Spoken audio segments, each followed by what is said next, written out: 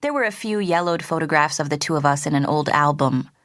But to me, she was simply someone who sent money for birthdays and Christmas. And someone my mom doesn't like. "This is so typical," Mom said as we stepped off the subway. "Mother breezes into town and demands an audience. Never mind that we might have other plans." I didn't have other plans, and I was pretty sure Mom didn't either. But I also knew that probably wasn't the point. A slightly chilly breeze greeted us as the escalator reached street level, and we stepped onto Wisconsin Avenue.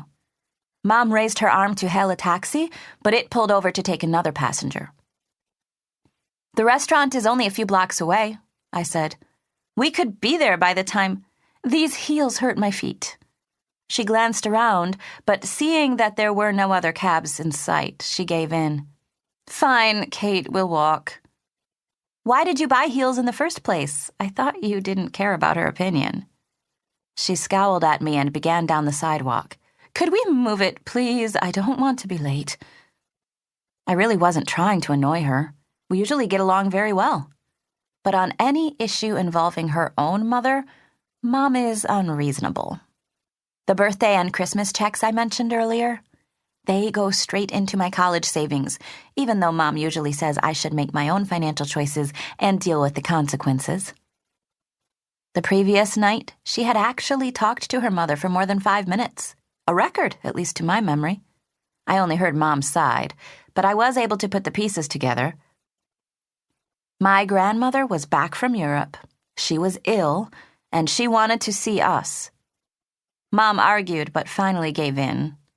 The negotiations then proceeded to logistics: location, neutral turf; cuisine, vegetarian; time of the meeting, 7:30, and so forth.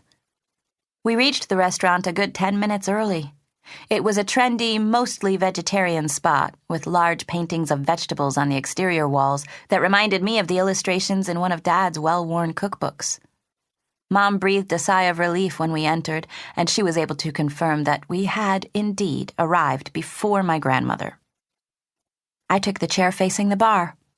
The young guy behind the counter making mixed drinks and smoothies was cute, in an artistic, moody sort of way, with long hair pulled back in a ponytail. Even if he was a bit too old for me, at least I'd have a pleasant view while they argued. When my grandmother arrived a few minutes later, she was not what I expected. For one thing, she was more petite than she'd appeared in photographs, my height or a little shorter. Her gray hair was almost a buzz cut, and she was dressed casually in a bold print tunic and black knit pants that looked, I thought enviously, a lot more comfortable than what I'd been forced to wear. And she didn't look ill. A bit tired, maybe. Sick? Not so much. Mom apparently agreed. "Hello, Mother. You're looking surprisingly well." "Don't scold me, Deborah. I didn't say I was going to expire before the end of the week." Her words were aimed at Mom, but her eyes were on me as she spoke.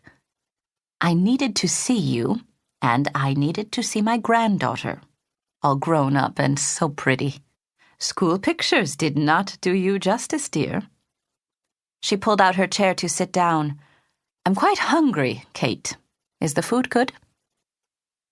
I had been so certain that she would call me Prudence that it took a few seconds to realize the question was for me.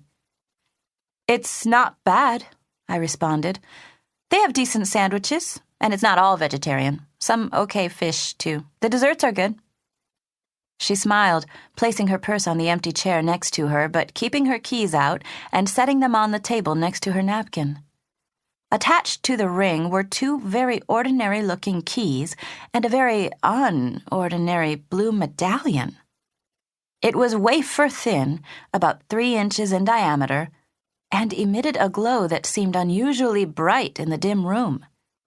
It lit up the back of Mom's menu, and I could see tiny blue dots reflected in the silverware. The light reminded me of a glow tube necklace I'd won at the Montgomery County Fair a few months back, but this was much brighter and more elaborate. In the very center of the circle was an hourglass. The sand still flowed from one side to the other, even though the medallion was lying flat on the table. Mom either hadn't noticed the